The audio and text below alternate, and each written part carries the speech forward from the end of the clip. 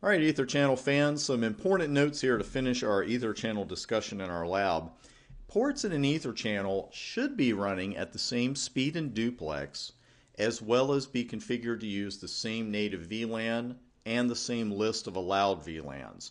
Now those last two are of course for Ether channels over trunk ports, which is what we configured here today, and that's generally what you're going to be doing in the field. If you are configuring an Ether channel with access ports, they have to agree on the single access VLAN.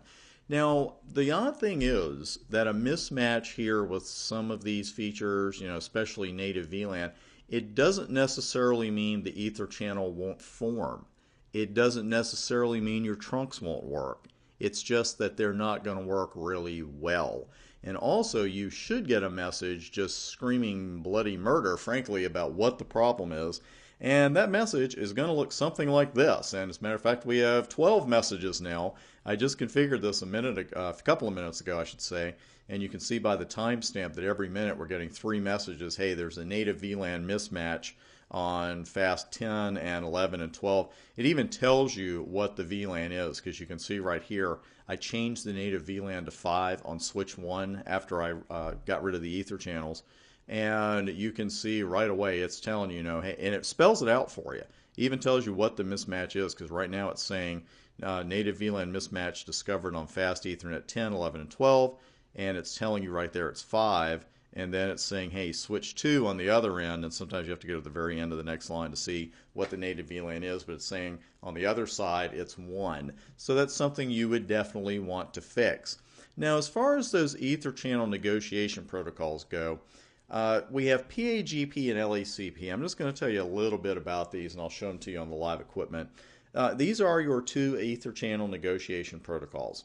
PAGP, the Port Aggregation Protocol, is Cisco proprietary, where LACP is the IEEE standard or the industry standard. PAGP offers the desirable and auto options, and LACP offers active and passive. So if you're running PAGP, one of your 2 sides at a minimum has to be desirable. Because if they're both sitting there in auto, they're both sitting there saying, okay, I'll form an Ether channel with the other end of this line, but the other end has to go first. Well, you got 2 wallflowers then, right? If they're not asking each other to dance, they're not dancing. Same goes with LACP and active and passive, where passive is the one where the partner is waiting for the other end to initiate. So again, with PAGP, one end at least has to be in desirable. With LACP, one end of each link has to at least be inactive. Personally, unless there is some overriding reason that I have to use one of these protocols, I just turn it on.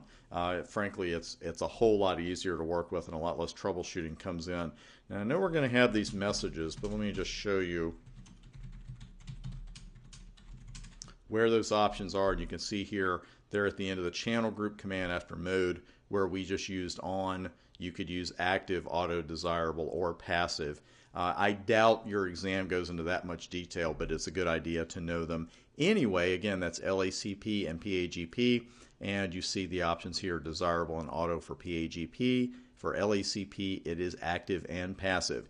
That is it for Ether channels. It is on to BPDU guard, and we'll see what we're guarding in the very next video. See you there.